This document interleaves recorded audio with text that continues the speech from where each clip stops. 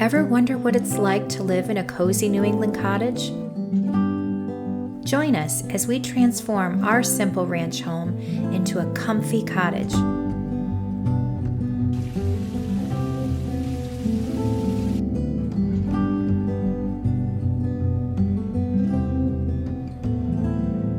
Each week, we work towards improving, maintaining, and beautifying our home and garden, all on a tight budget.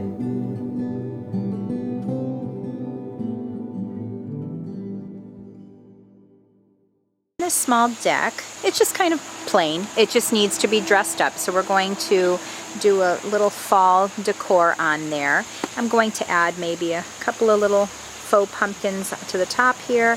I'm going to add blankets and pillows. I'm going to cozy it up for the fall. But one of the exciting things is, as you can tell, and we've been telling you that we'll be giving you these updates here and there, I'll be honest, I really just don't want to show you because it's so embarrassingly bad. This grass has done terribly this year. We really put all our energy into it in the beginning. We were just hoping it would be able to taper off and we could just continue with maintenance, and for some reason it just wasn't doing well. The one mistake I think we did is we did not test the soil and add what we thought it needed.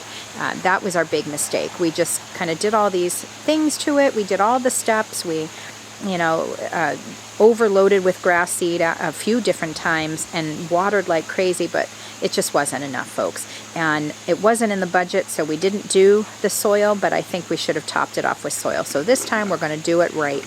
That's coming soon. But in the meantime, in front of the deck here, we have a spot, not only because it really doesn't do well with grass, but also because we just wanted a little something to kind of border the front here. We thought it'd be really pretty to add yet another raised bed here, and we're going to plant some mums here for the fall. And now every season we can try doing something else there. This is for now. Eventually down the road we will be adding some really cool features to this area. It's very possible we may add on in the future. We're not really sure yet, but for now this seems to be the solution, and I think it'll look really pretty. We also have a little spot over here near the deck here where we had some flowers. We had a stepping stone in there, and then we really liked where the pot was. Although in late fall to winter we will be removing that planter so it doesn't crack, but for now it looks so cute there, but then we don't have a way to go from here to here. So Paul's going to add a little stepping stone here. We do have stepping stones in our little stockpile that we have on the side of our home, so we're going to take one of those or maybe a couple of those and put them right here, so we have a transition from over here to here. One of the other things, which I don't think we'll get to this week, but one of the things I just wanted to mention, is our lumber for our beds here. This, when we planted this, we kind of had it a little bit off here, and also we have some issues with it. So Paul's going to tackle redoing this whole walkway a little bit better. So one of the things I will advise is we thought it would be great to put these bigger stones here because we thought it would look nice and be smoother, but it really is kind of a pain. Although we have these in between, I don't think this is going to end up being our permanent solution. But for now it works. But I think I would advise, if you were doing it yourself, to maybe go with smaller stones. I did not want, or round or softer stones. I did not want to do pea stone because that has been an absolute nightmare for us in the past, and it just goes everywhere. It always comes out of place. So we're going to work on that. Any solutions? We'd love to hear some advice. So we're going to tackle this area this week. Let's see how it turns out. I just wanted to point out too, these planters, it went really well with the purple pansies, but I think because this was more directly in the sun, these purple pansies didn't make it. So we just have the white, I believe Bacopa, I believe it was called, in here. So I'm hoping to figure out how I'm going to balance this out a little bit. I'm deciding, because these are so nice, I don't know if I'm going to leave it just different and just put pumpkins in each one, or if I'm going to just put the pumpkins in and take these purple pansies out. We'll see how it turns out. Give you an update in the garden while I'm here. Potatoes are great. We've already pulled some out. We did have some kind of insect getting to it, but it did not affect the potatoes at all in any way whatsoever. But what we do have going on is they start to kind of wilt, and apparently that's part of the process. We were concerned at first, but that is actually part of the process. They start to wilt and they're almost ready to pick when they do. So we've picked them on the smaller side, but we're letting these stay a little longer because we want them to be regular potato size. That's the window box that we had planted, and the plants that were in there, they're still okay, but they got overtaken by some morning glory. It looks really charming and pretty, actually, but and I'll show you it up close more in a moment. But I will show you here too. A lot of these, like tomato plants, are really starting to wilt because the energy starts going to the tomatoes instead of the leaves. So they're starting to fade out, and there's so many tomatoes. We have purple ones and we have heirloom tomatoes, and they are delicious. Nothing in the world tastes quite like a freshly grown tomato. Nothing in the supermarket will ever taste like that. So then we have, I'm going to show you again up more close. Look how pretty that is. It just took over the morning glory. We had planted some in the front, and sometimes for years we don't plant them at all. They just keep coming back, and they'll plant in the funniest places. But this, it looked so charming and so cottagey. We loved it, so we just left it. But look how pretty that is becoming. We have the pansies that are doing really pretty still in their pots. Not sure you can see, but there's a couple of pumpkins there. We have a white pumpkin there, and we have a white pumpkin here in this bed. Oh, I'm so excited for the fall. It's going to look so pretty. And we have some small pumpkins growing as well in there, some yellow and orangey ones. And our peppers are Cubanelle peppers, which are my absolute favorite. I have not been able to find them for years. Finally, I found a place that carried the plants. I have tried by seed. They just don't do as well, but they were even hard to find even in a store because they're just so delicious. I love them. I could literally pick them and eat them right off the plant. They're so good. But those finally are growing, and we are getting a ton of them. It was absolutely worth the wait. And then we have some tomatillos in there. We have some herbs like sage and basil growing in between. They really do help benefit plants. So they're great, certain plants. So they're really great to have in there. And then we have all kinds of squashes in there. We have butternut and also yellow squash. The summer squash has been growing, and they're great. We have green beans, which I just had. I'll show you a little bit closer. They are just all of a sudden really starting to get funny, where they're, you know, kind of looking worse for the wear. But for a long time they were doing so beautifully, and we had a pretty decent amount from just a couple of plants. Most of the plants did not make it, but they're actually doing, they were doing very well, and now they're just not doing so great. I don't know if something got into it or not, but we're done probably with those. We might get one here and there, but for the most part it's done. So we're getting to that time of the year where the garden is starting to fade out. We're in a zone 6, so things just eventually taper off.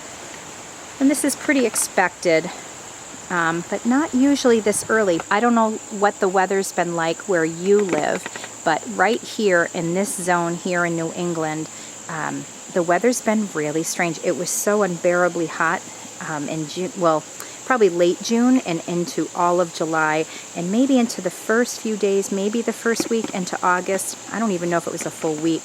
And then the mornings got chilly.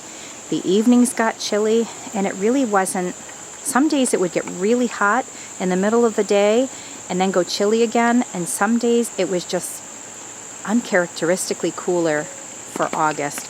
It's been actually quite pleasant, but probably not good for growing our veggies. I wanted to take the opportunity to show you, because of this weather, the cooler temps at times, the wisteria has been growing so beautifully.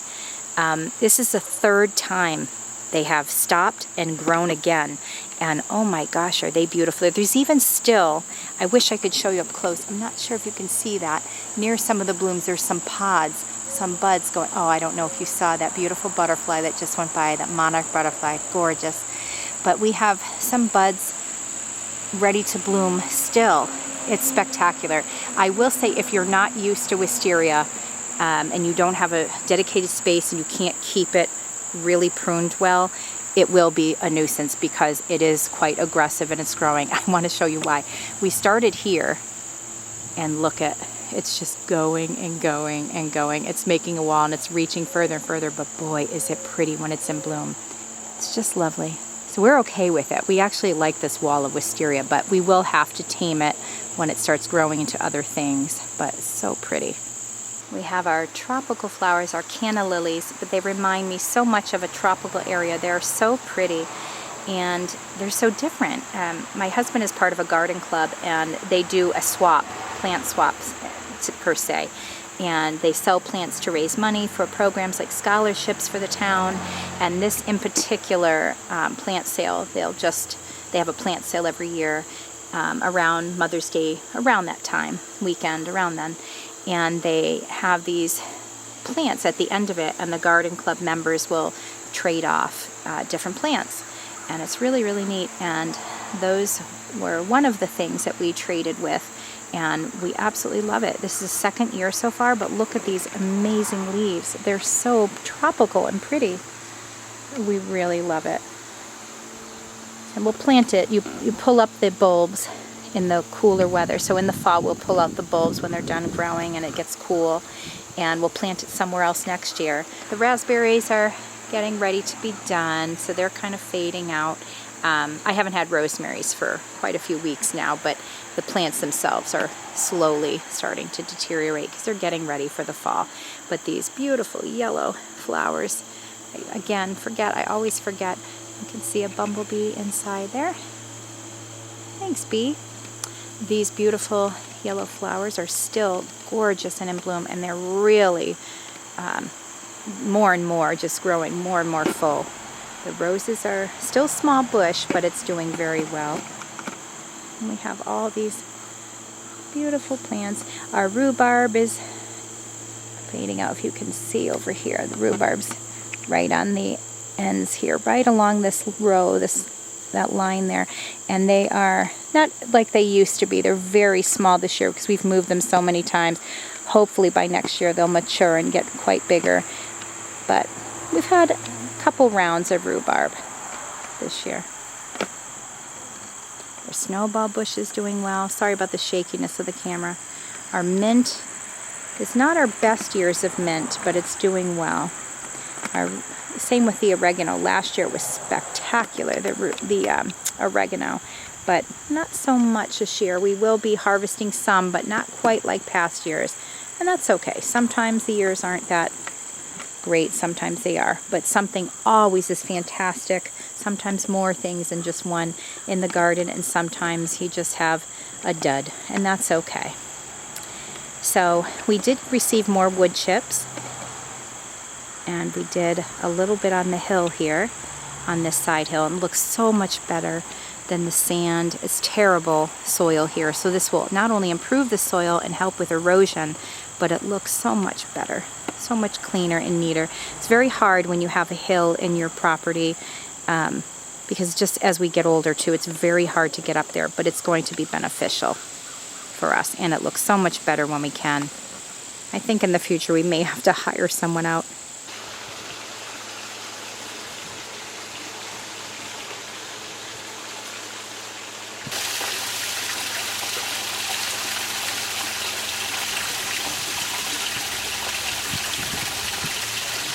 I wanted to just point out, right in this general region, we have, I believe it's right there actually, we have a bumblebee's home. I guess you call it a nest, but they're deep inside there and they go in and out all day. They don't bother anybody, but we have them living in there. So we have to be careful when we're around the pond because there is a colony there. But they've been very good to our plants. Something we are going to tackle next year is redoing this pond. We just can't do it until next year. We just have too much on our plate. But no matter how much we try, it just keeps sinking lower. So there might be some sort of a leak that just keeps making the pond lower and lower the water level. So we are going to get a new liner and fix this up. But this is one of my favorite things. So it's definitely worth fixing. I definitely want that. But also we have these very strange pink roots forming and coming out from somewhere. I don't know if it's the tree here, our Japanese maple, or if it's some kind of plant somehow nearby, but it's very strange. I really don't know what it is. If anyone knows, please let me know. Very strange. I'm not really happy about what's going on with this pond lately.